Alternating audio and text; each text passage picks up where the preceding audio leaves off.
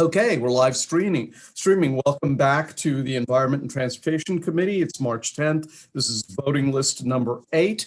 For the record, I'm the chairman, Kumar Barve. I'm joined by the vice chair, Dana Stein, and what looks like almost everybody on the committee. So let's start with House Bill 44. I've been asked by the Speaker's office to hold that for a bit. Because we don't like David Frazier Hidalgo. No, that's not the reason. The reason is that the Speaker's office wants to make sure that the way we've worded this bill makes sense with the federal stimulus package. So we're going to hold it a bit, but under no circumstances are we going to wait until after the crossover. This is going to pass before crossover. So we'll hold House Bill 44. Next, let's go to House Bill 313. You will remember that this is the reserve study bill that we re-referred to the committee. It ran into a little bit of trouble on the floor of the House. There is an amendment that's been proposed to us by somebody from outside of the committee, and the subcommittee chair and I agree that this is probably a smart move to proceed. And so I'd like to offer the amendment. I think it is Courtney Watson's amendment, but I'd like to move that amendment. And there's a second. What the amendment does, and staff will correct me if I make a mistake, it basically excludes from the bill any common ownership community, which means a homeownership HOA or a condo association for whom the common element investment has a initial cost of less than $10,000. So to use the example of the delegate from Western Maryland who says her homeowner association only has a sign, and they spent only $1,000 to install that sign. This amendment would essentially say that they don't have to do a reserve study. And let me explain that I used initial investment rather than replacement value because Marvin very convincingly said that that would allow too many homeowners, common ownership communities to kind of like scratch their head and say, you know, I think that only would cost $3,000 to replace. So we're not going to do a reserve study, even though really the common element is a roof or something like that. So with that, any discussion on that amendment? Seeing none. Mr. Chairman? Yes, sir. Did this amendment go before the whole subcommittee, or are you just proposing it now? I'm proposing it now to the, I didn't reassign the bill to the subcommittee. We just brought it back into the committee. Yeah, Matt, did you want to add something? Yes, and I might have been incorrect in what I heard. I believe you had mentioned that it applied to all common ownership communities. As drafted, it currently only would apply to HOAs. Right, I'm sorry, you're right. I misspoke. This provision applies to HOAs. Okay, Delegate Terraza and then Weigel in that order. Thank you, Mr. Chairman. So can you explain that again because I'm looking, I must be on the wrong. I don't see 10,000 in the amendment that I'm looking, but 10,000, what does the 10,000 apply to? So basically for a homeowners association, if the common elements cost less to install or purchase than $10,000, they will not have to do a reserve study. So all the common elements, like including? No, this provision only applies to homeowner associations. But all the common elements of the homeowners association? Yeah. Okay, I don't see I must have the wrong amendment or something because I don't see 10,000 anywhere, but that's fine. I remember seeing it. Well, let's. But I just must have the. Can we just see which one it is, maybe? I found it in the reprint. I see it in the reprint too. It's in the reprint, okay, but not in the amendment. It should be in the amendment. The amendment number is HB 313-900-619-1. Okay, I may just. Amendment. While you're checking that, let me go to Will. Will? Oh, I see. Oh, okay, so my question, I thought reserve studies looked at everything that needed to be potentially be replaced, whether we're talking about stairs, pitches, roofs and all that. So you're saying if an individual item within that potential list is less than 10, it doesn't have to be included? No, I don't think that's it. I think, and Matt, correct me if I'm wrong, and I don't have the amendment in front of me because I'm not really good about looking at stuff while I'm doing a Zoom meeting. But I think, Matt, that was for, oh, well, hold on. So as drafted, it would be for the aggregate cost of all components. I could share my screen if that would help. That would help a lot. Right Okay. now. Yeah. Well, 1 second. Let me just. Oh, you're right. I So forgot. it's the aggregate cost of all components. Yes. So it's those components listed in A1. The amendment would take affects language on page 8 of the bill, starting at line 12. Yes, starting at line 12. So in all likelihood, an aggregate component of all is always going to be over $10,000, I would think. Not necessarily. I wouldn't I mean, we're say talking that. about pretty small stuff. So the amendment, Well, the objective here is to exclude small homeowners associations so that they don't have to incur the cost. yeah, I get that and I appreciate the effort, but I don't think it goes far enough. The folks who are authorized to do the study, are they still the same? Has that been amended at all? That That's hasn't the been changed. Right. Okay. That's All the right. same. Marvin, go ahead. Yeah, thank you, Mr. Chair. I just would like to respond to Delegate Wobbles' concern. And what we're attempting to do here is to address specifically the concerns we heard from many who indicated, as the chair suggested, if there's just, for example, an entrance wall feature, then why should the HOA be forced to participate in this type of activity? Therefore, we have taken those suggestions and amended them out in this amendment so that the smaller HOAs, if they just have, as the example was given, an interest wall, they don't have to participate in this reserve study. This is something that was done, like the chair said, in response to what we heard about the problem with the bill. And it is the aggregate of the common area, not just the one element. Yeah, I get that. So I know there was an example raised if your only common element was a sign. I totally understand that. I just would have liked to see the amendment go farther because there are a lot of small associations that are going to spend, $5,000 or whatever to do a study that they could have used that money towards actual bricks and mortar. Yeah, go ahead, Marvin. Go ahead and respond to that. Thank you, Mr. Chair. And I listened very patiently on the floor when I heard about the costs of these reserve studies. And ladies and gentlemen, the numbers that were thrown out on the floor are inaccurate. I don't know where these numbers came from. I have no clue where those numbers came from. A reserve study cost ranges from what I've been able to figure out, and from all of you know, this is what I do for a living. Reserve studies range that I've seen range in cost from $500 to $10,000. The most I could ever find was $10,000. $500 to $10,000. I don't know where everyone is getting all these numbers from, but I'm telling you that those numbers that they were throwing out for the average HOA were totally incorrect. Thank you, Mr. Chair.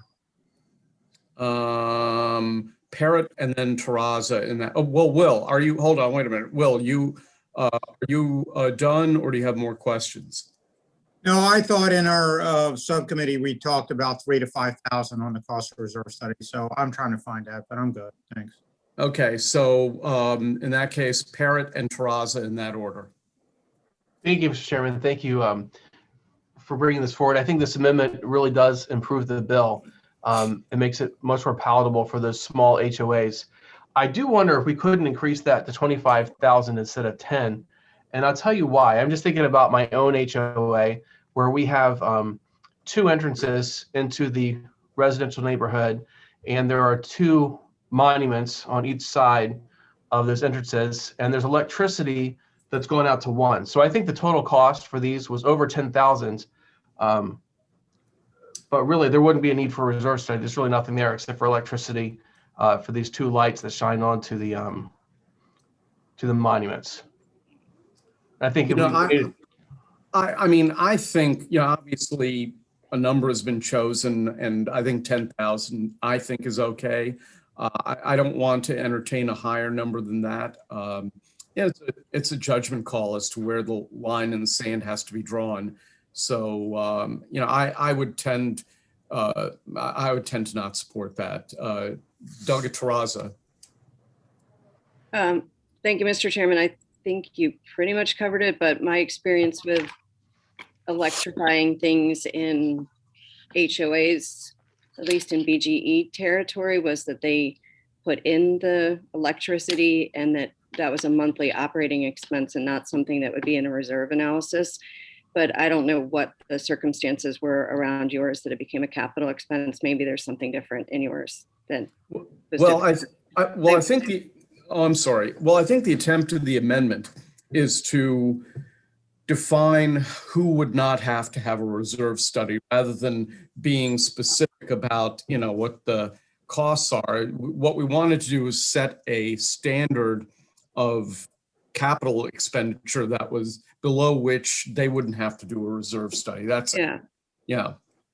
I agree. And I agree with that. I think this amendment, I didn't think it was necessary, but I do think it addresses the concerns that I heard on the floor. Okay. Any further discussion on this amendment before we vote? Okay. All those in favor signify by saying aye. Aye. Opposed? Okay. On the bill as the amendment carries. On the bill as amended, any discussion or debate? Second. And there's a second. Okay, we'll go to a vote then. Trish, let's roll this one. Vice Chair Stein, Yes. Holmes, Yes. Learman, Yes. Fraser Hidalgo, Yes. Otto, Yes. Jacobs, Yes. Wyval, No. Lamprey, Yes. Siliberti. Barry there? I guess he's absent. Oh, I thought I Oh, saw. no, he's there. No, he's muted. Barry, you got to unmute yourself to vote. Yes. That's a Okay. yes? I vote abstain. Okay. Well, I was called out. What can I say? How would you like me to vote, Mr. Chairman? Okay, abstained. Right. So it's abstain? Yes. Yes. Wells, Yes. Love, Yes. Ruth, Yes. Stewart, Yes. Lehman, Yes. Harrison, Yes. Trassa, We just got off the Yes. phone. Parrot, No, if it was higher, I'd probably go yes, but no. Boyce, Yes. Clark, Yes. Jalisi, Yes. Anderton, Yeah. well, Yes. Listening to testimony of Bill. Gilchrist, Yes. Healy, Yes. Chairman. Chairman votes yes. Thursday. And I will ask for Delegate Siliberti. What was the margin? Thank you. I'm sorry, what was that? Oh, 21-2. Okay, great. So let's proceed to, the bill passes. Let's proceed to House Bill 333. Who has that one? I've got that one, Mr. Chairman. The subcommittee recommendation was favorable with amendments. As submitted, this bill establishes that an individual who is employed by an agency of a county or municipality in the state performs specified marine contractor services within the scope of their employment without having to obtain a license. In addition, a government employee who performs marine contractor services within the scope of their employment and must be licensed is exempt from paying license or testing fees. Amendment number 1 is technical. Amendment number 2 restores current law provisions relating to the exemption that applies to state employees and alters the types of activities that may be performed by local government employees without having to obtain a marine contractor's license. Move the amendments. Is there a second? Second. Okay, any discussion on the amendments? Seeing none, we'll proceed to a vote on the amendments. All those in favor signify by saying aye. Opposed, no. The ayes seem to have it. The ayes have it. The bill's before us as amended. Is there a second? Second. Delegate Parrott. Thank you. So I'm just glancing through this bill, and I see that it exempts states, counties, municipalities now based on the amendment. Does it add anything new for the private sector, or is it staying the same for the private sector? It's just exempting basically government employees. Yeah, no change for the private sector. Okay, thank you. Any further discussion or debate? Seeing none, we'll proceed to a voice vote. All those in favor signify by saying aye. Aye. Any opposed? Okay, it passes unanimously among those present. Thank you. Yeah. House Bill 458. Thank you, Mr. Chairman. Mr. Chair, can I hold this bill? Well, I we're have going some to be, questions which I can ask the subcommittee. okay, well, we're going to be voting before the next voting session. So I'll tell you what, why don't we have Jim explain the bill, and then I'll hold it to the next voting session, which is going to be at, I guess it's going to be 4:30 today, believe it or not. That's fine. Thank you. Okay, Jim, go ahead and quickly explain it. Maybe we could do the amendments, Mr. Chairman. Just explain the bill and we'll do everything at 4:30. Okay, the amendments strike the bill. You might remember the bill the amendments are the bill. And as amended, this bill requires a local jurisdiction to have specified policies, address best practices for ethical behavior for visits to parks in county parks statewide. A local jurisdiction must also have a plan for sharing these policies with the public. And that is now the bill once we do the amendments. Jim, let me ask you a question. Does this bill still take program open space money away from counties? No, we took out the provisions that tied it to program open space, and council even moved it into a whole separate article. So it's no longer in natural resources. It's now in local law. Delegate Jalisi, are you okay passing the bill given that that change has been made? Was that what your concern was? No, Your Honor. No, Mr. Chairman, there was another question which I'd like to do a little research on. Okay, all right, that's fine. Then we'll hold the bill and we'll come back to it this afternoon. Fine. Okay, House Bill 507, the Clean Water Commerce Act. Thank you, Mr. Chairman. The recommendation is favorable with amendments. As amended, the bill reauthorizes and modifies the Clean Water Commerce Act through June 30th, 2030, and requires the Maryland Department of the Environment to transfer $20 million annually from the Restoration Fund wastewater account to the Clean Water Commerce account, a new account established by the bill. The account must be used to purchase environmental outcomes to help the state achieve the Chesapeake Bay total maximum daily load, subject to specified requirements and limitations.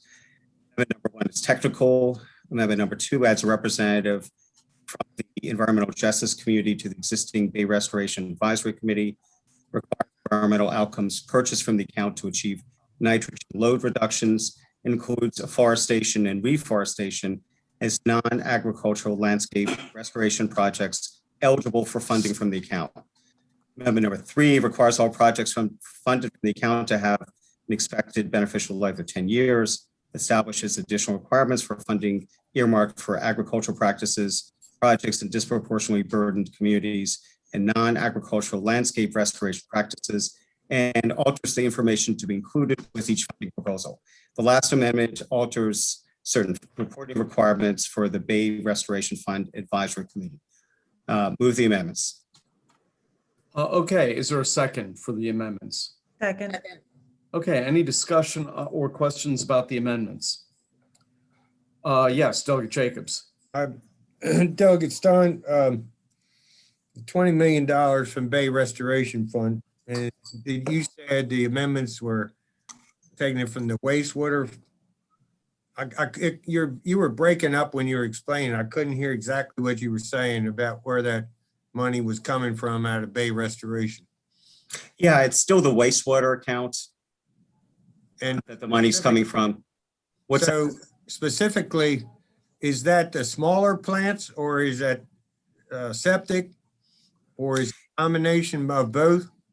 Well, with respect to septics, if you're talking about individual homes, that would come out of the septics account, which isn't affected by this. With So respect to, the wastewater account would be wastewater treatment plants. that's right, the majors and minors come first before then the $20 million under this bill would be allocated to the Clean Water Commerce account. So all projects that are being considered now under a minor would not be affected by this bill. That's correct. Forget the number that's in the pipeline. It's, and I don't know, Kristen, if you remember, but yeah, it would have no impact on the minors that are currently slotted for BRF funding. Yeah.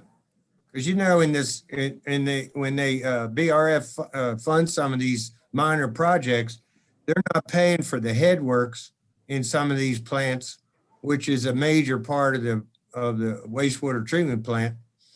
The headworks are exempt from funding. And then there is a piece in the filtration on the other end before it discharges that's not part of funding. So, I'd like to see some of that get funded in these minor plants. If we're going to start spreading the money out, we ought to be taking care of the whole minor project instead of exempting parts of them to finance other projects, Well, perhaps we can work on a bill for next year, Delegate. I got to get my spreadsheet out on this Bay Restoration money, I'll tell you. Okay. I was hoping to build a house for myself with the money. No, just joking. Delegate Weigel. Thank you, Mr. Chairman. Have Farm Bureau's issues been addressed with the amendments? Well, I know that the Farm Bureau testified in support. Well, the written testimony says favorable with amendments. Okay. I believe their concerns were addressed. They were part of the stakeholder work group, and these are the stakeholder amendments, and they're signed up in favorable of these amendments. So I guess the short answer is yes. Yes. Yep. All right. Yes, I mean, and Delegate, there weren't other amendments proposed besides the ones that came from the work group that the Farm Bureau was a part of that I'd seen. So I believe the answer is yes. They're good with the bill as amended, the Farm Bureau. I guess like Delegate Jacobs, I have a concern about all the money being taken out of the restoration fund. So, because this basically doubles it from what, 10 million to 20 million, this bill? Right. All right. That's right. I got one more follow-up if I could, Mr. Chairman. Yeah, go ahead, Jay. Now this, I'm trying to remember if this was in this bill hearing discussion, but is this the one where this money could qualify for part of $53 million that the 6 states have to come up with to meet the Conowingo WIP? Could be used. I don't think that there's any restriction on the eligible types of projects. They'd have to meet the goal behind this is to fund the most effective projects at filtering out, at dealing with nitrogen runoff. So presumably, a project that's Conowingo related could be eligible, but it would have to compete with the other projects. I understand that it's an eligibility issue. I do understand it. I wanted to verify that was part of this bill hearing that I believe I did ask Ann Swanson that direct question. Because the estimate now on the 600 million pounds of nitrogen and 260,000 pounds of phosphorus a year reduction is going to cost the 6 states $53 million minimum, $53 million a year minimum to make that reduction. That's the estimate right now, and that's based on the Conowingo WIP plan. That Right. now the 6 states are on the hook for. I just want to verify that. Yeah, can you hold on 1 second? I am almost positive that a Conowingo related project would be eligible, but if you don't mind, let me check with the Chesapeake Bay Commission. If that's okay, Mr. Chairman, could I, let me see if I can reach. Oh, you're calling him in real time? Yeah. Oh, what the heck? It doesn't get any better than this, Mr. Chairman. No, it doesn't. Yeah, let's see. Service with a smile, Jay. Okay. All right. I may have been wrong on that, but let me hold on 1 second. Plot thickens. Put him on speakerphone. Yeah, put them on speakerphone. Yeah. This is just like on the House floor.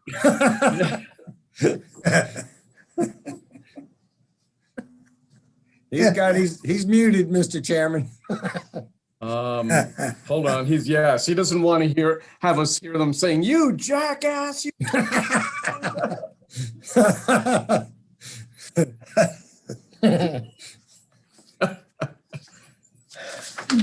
Okay, you're still muted, Dana. Yeah, Okay. I wish I didn't have to say that I was wrong, but I was wrong.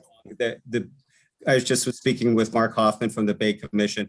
The bill relates to attainment of the pollution goals under the Maryland WIP. So to the extent, Delegate, that you're talking about the reducing pollution associated with the Conowingo WIP, this money could not go to that. Sorry.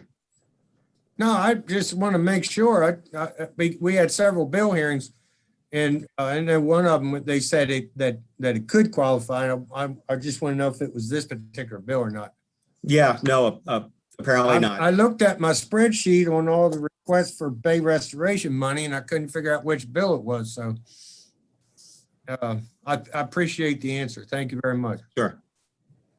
Any other discussion or questions about the amendment to the bill? Okay, well, let's vote on the amendments at least. All those in favor signify by saying aye. Aye. No. The ayes seem to have it. The ayes have it. The bill is before us as amended. Is there a second? Second. Any discussion on the bill as it's been amended? Okay, let's go to a vote. All those in favor signify by saying aye. Aye. Any opposed? No. Okay, so Wyval is opposed, Otto is opposed, Parrott is opposed. And I believe that's it. Okay, the bill passes. House Bill 519, Delegate Barve. Oh, that guy again. Hello, Mr. Chairman. How are you? I'm great. House Bill 519 by Delegate Barve was passed the head of the subcommittee favorable with 2 amendments. As amended, HB 519 requires the MVA to adopt regulations establishing standards and requirements for aftermarket safety glass replacements that meets or exceeds the standard requirements under the American National Institute of Auto Glass Safety Council Automotive Glass Replacement Safety Standard. Move the amendment. Is there a second? Second. Any discussion on the amendments to the bill? Seeing none, we'll proceed to a vote. All those in favor signify by saying aye. Opposed, no. The ayes seem to have it. The ayes have it. The bill is before us as amended. Is second. Second. Delegate Wyval. Yeah, just a question. Dave, you were fading in and out. So I know Safe Light said that no motor vehicle department existed that regulated glass replacement. What did the amendment do? Did it address that or? So yeah, the subcommittee amendment it defined the term and required regulations to also meet or exceed the original and federal standards. So I don't know if that directly answers your question, but I know that there was a great deal of work put on these amendments to make sure everybody was comfortable moving them forward. All right, did Safe Light, were they involved in the process or not? Yeah. They were? Okay. Yes. And they're okay now? Yes. All right, thank you. Thank you. Okay. Any further discussion or debate on House Bill 519? Seeing none, we'll proceed to a vote. All those in favor signify by saying aye. Aye. Any opposed? Okay, I think the bill passes unanimously among those present. House Bill 832. Yeah. Thank you, Mr. Chairman. House Bill 832 was jointly assigned to ECM. ECM passed it out earlier this week, I believe, amended.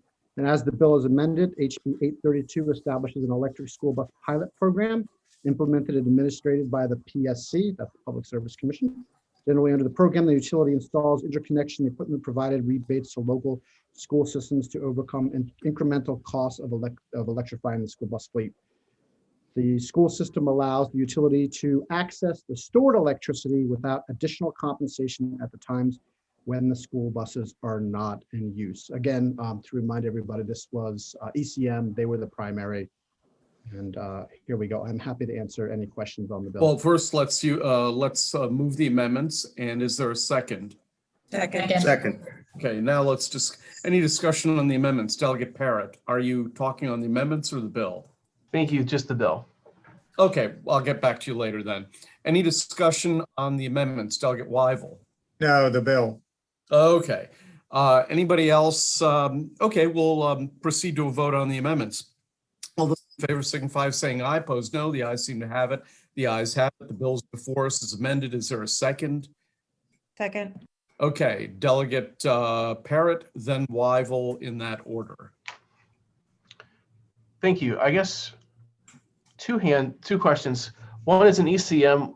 Do you know what the vote was? Was it unanimous or? I do not. You know, I went to the committee testimony, which was no one against the bill, just FYI. And I went to, as far as committee testimony, there was no parties against the bill. And I went under the votes, and it wasn't published, so I don't know what the votes were out of ECM, unless Patrick might know. It was party. What was that? It was party line. Okay. Okay. Oh, go ahead. Keep going. Sure. Sorry. Thanks. My next question was, I did read the MDE letter, which was informational, and they said they have a pilot program right now for electric buses. And of course, this would, I guess, move it to the PSC instead of with the MDE. And I guess I'm just questioning what the reasoning is that we need the bill then, if we're already doing this. Sure, I'm happy to answer the question. It's a great question, Delegate Parrott. Essentially, MDE had gotten a little bit of money, they got a lot of money from the Volkswagen settlement, and some of the money they've used to help, is my understanding, in the transition to a couple of school buses here and there. But this is more of a pilot project or a pilot program that would allow the utilities to help to bridge the gap between the costs of a school bus and an electric school bus. And because the utilities want to be able to access the electricity on the batteries of the school buses. So it's similar to a program that was done in Virginia successfully, but essentially what it does is it will allow the utilities to be in a situation where they would be able to use the electricity from those batteries at peak hours to help level out or peak out the grid when the grid is peaking. And that's why it's a pilot, just to kind of try and see how this would work. Oh, that's interesting. Does that answer it? It's very interesting because it's kind of got a three-prong approach. The one prong, of course, the public health perspective and all the kids getting on all the school buses that are spewing out diesel fumes. The second part of it is just the general environmental piece of it. And the third part of it, of course, is from a utility perspective. This is, another tool potentially in the toolbox of reserving energy and storing energy, electricity. Well, that certainly would have helped in Texas if they had that there. Yeah, it would have. Definitely. Yeah. Yeah, Yeah, it's a or just being connected to the greater national grids, but anyway. Will, did you have your hand up? Yes, but my question was answered. Thanks. Okay, Delegate Chalice, how about you? I think it was answered, but just to clarify, so the utilities are going to provide these buses free electricity to charge their batteries, and then after hours when they're not being used, they would be able to access that stored electricity That's for covering their peak time deficiency. Is that what it is?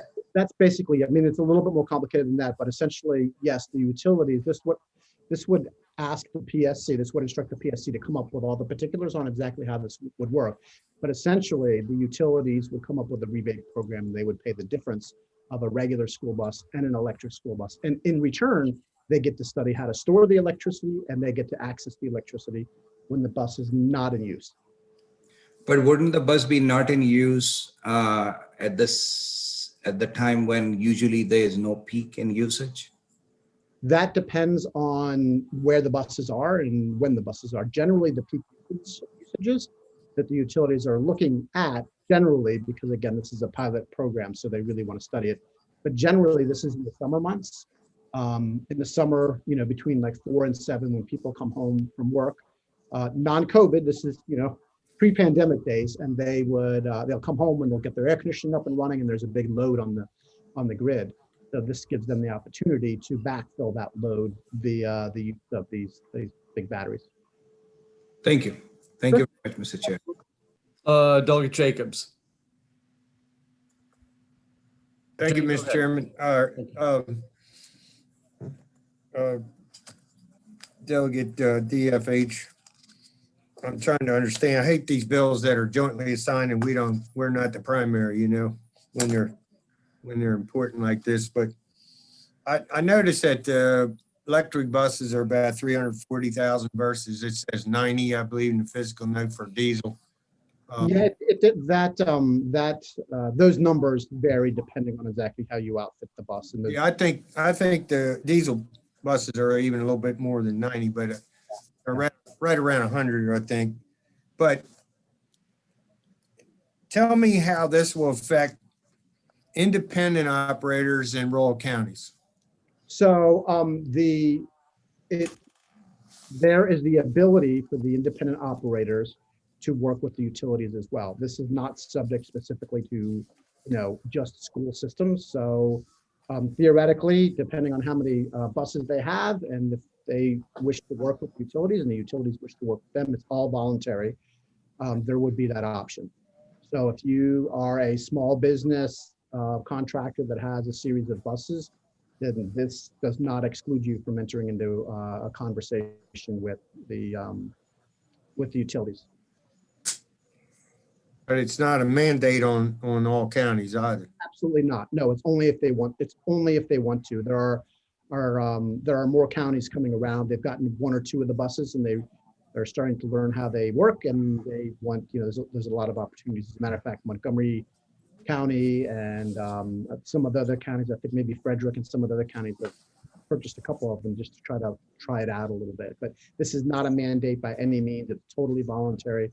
The utility goes to the county or goes to the business and says, "Hey, do you want to do this?" And the county or the business says yes or no, and that's it. All right, did the amendments change the fiscal note any? I don't think so. There may have been some. It's 200,000 to initiate the program, I think. Yeah, that's what the But they're going to recover that 200,000, so it's really a wash. Yeah.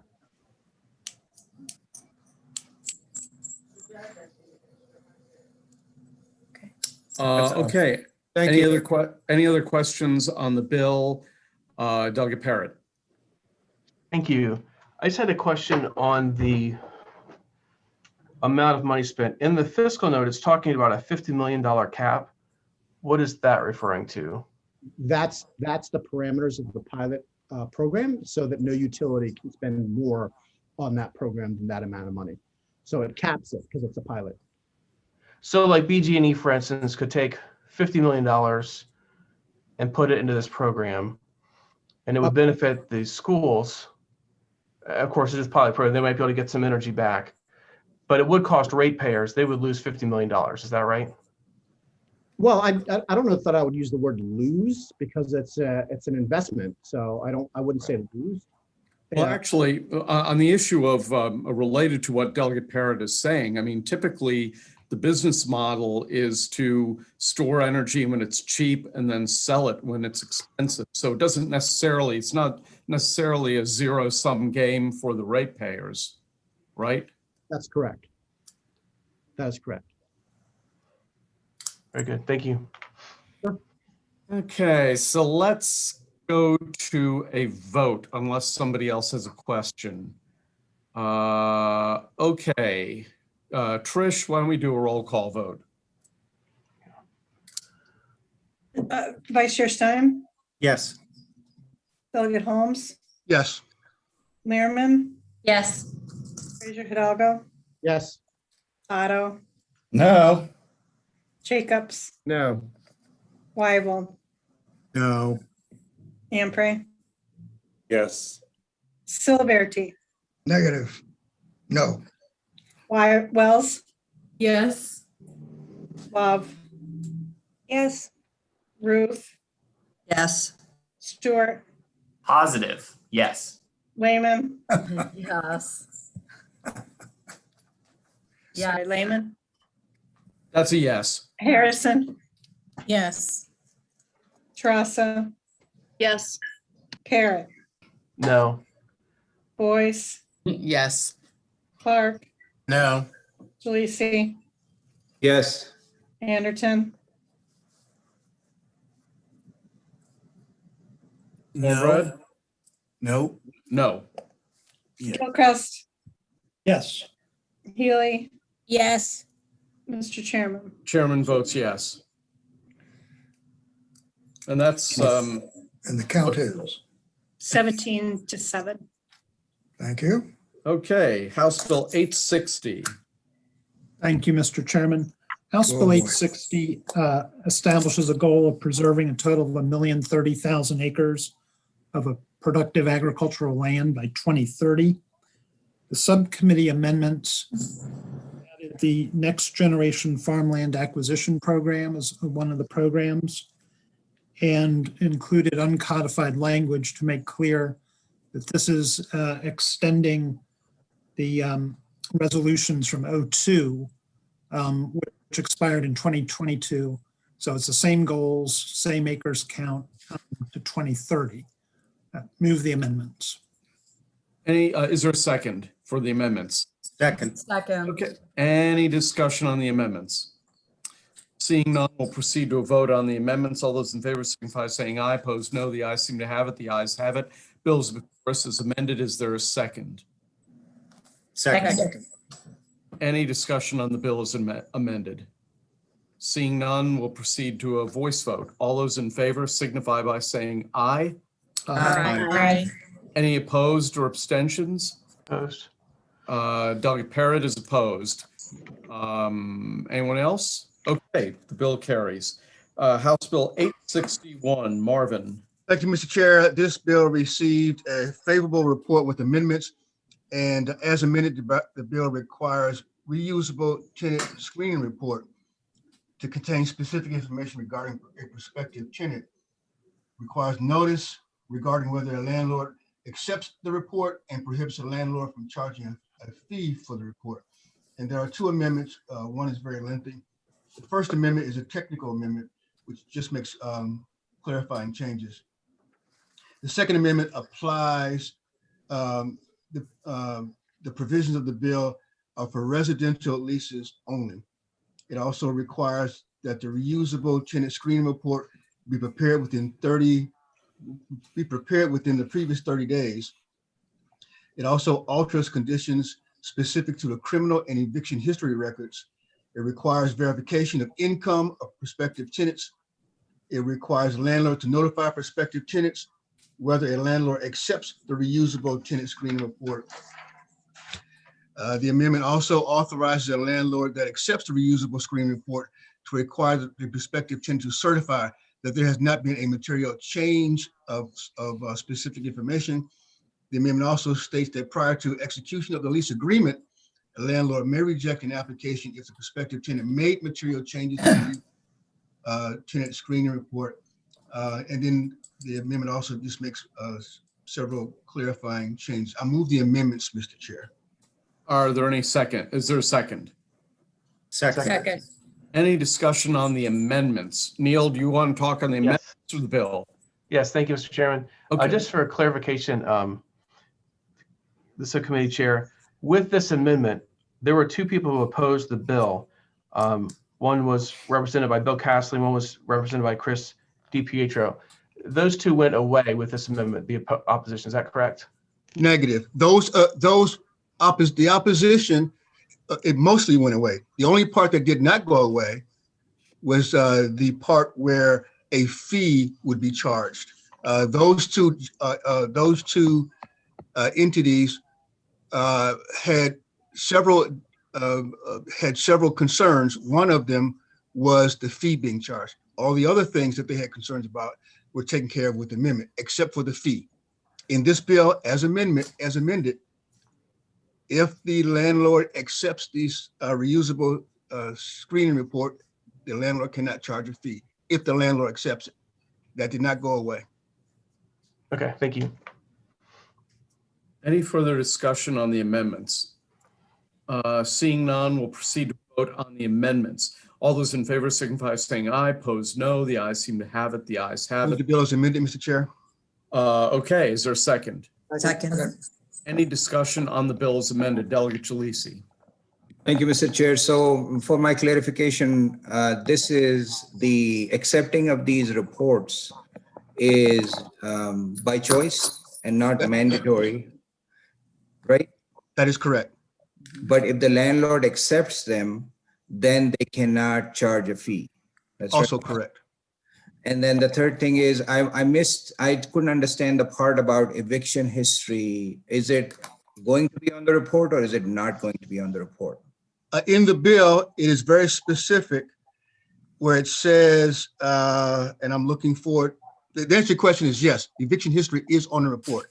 If you give me a second, I can find the specific language.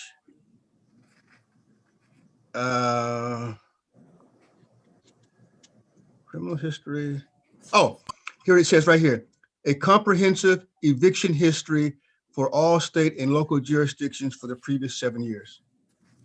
Okay, and the same thing about criminal history or no? In terms of criminal history, it's specific and it states a comprehensive criminal history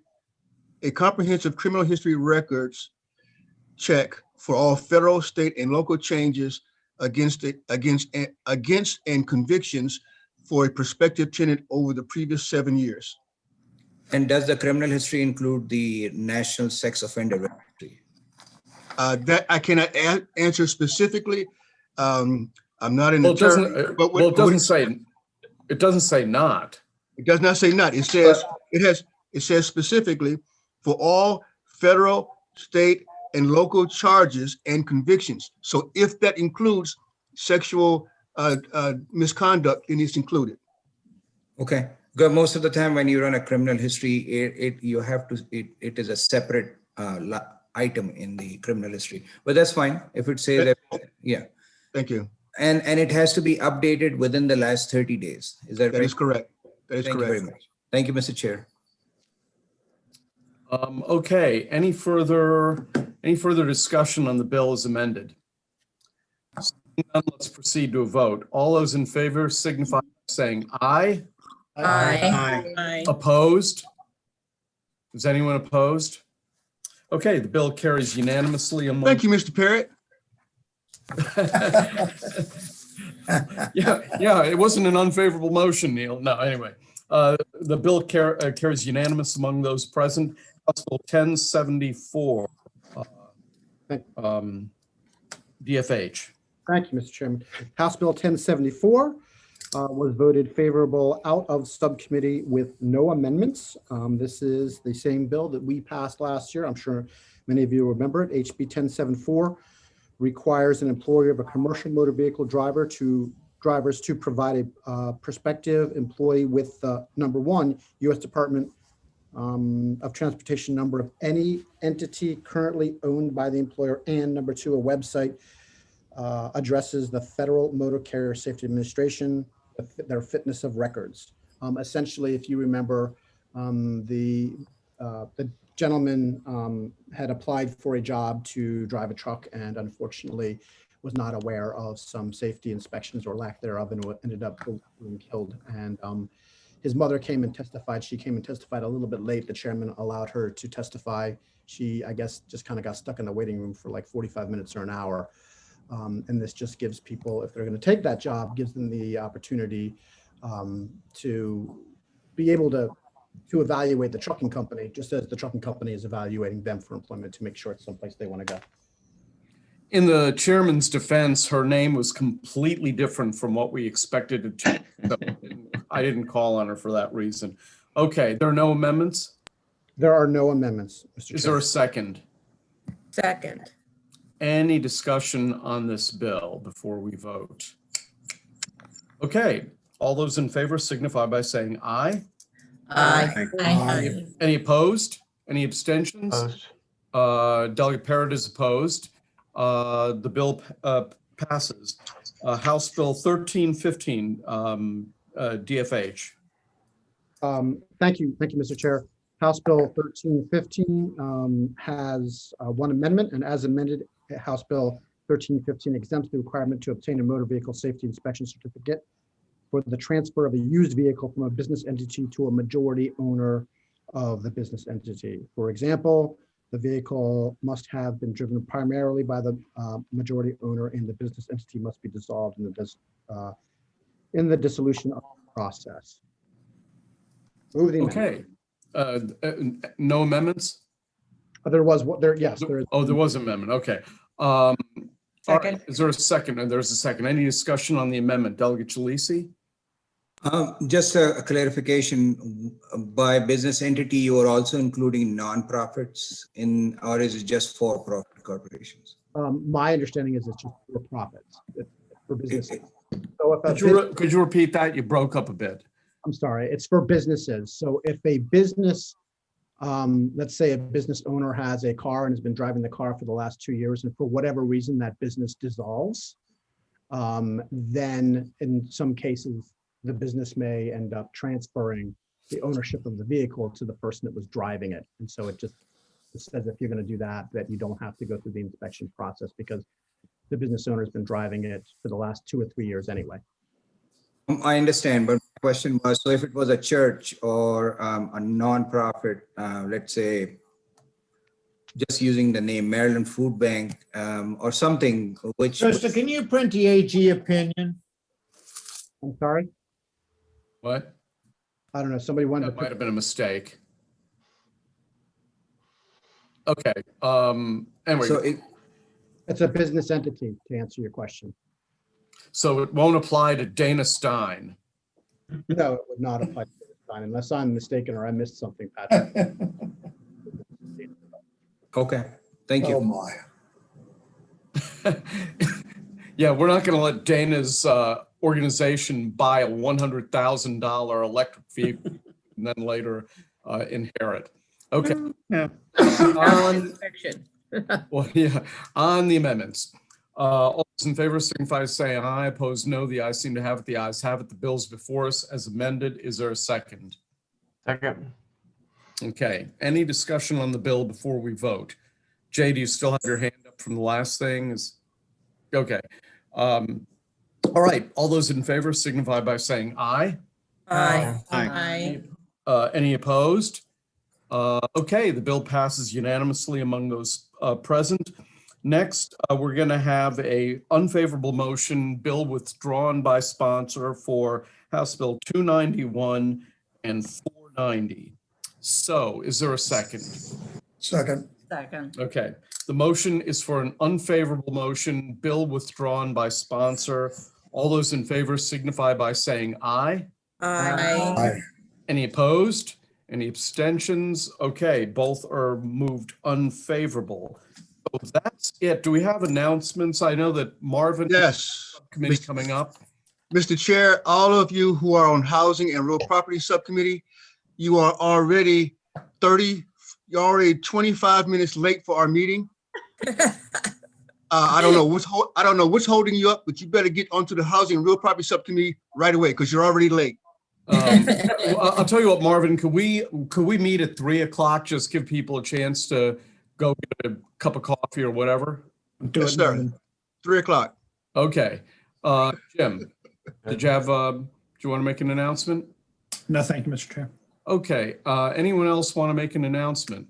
Okay, so we're going to meet, floor meets at 5:30. So let's see if we can all get together at 4:30 to vote on a few more bills. Okay. So voting session at 4:30. See you then. The Take same care. link? The same link we used this week? No, it's going to have to be a different link, right, Trish? Yeah, I'm going to send a new link out shortly. Thank you. Okay, great. See you then, and I'll see you at 3 o'clock. All right. I shall see you at Al Salim.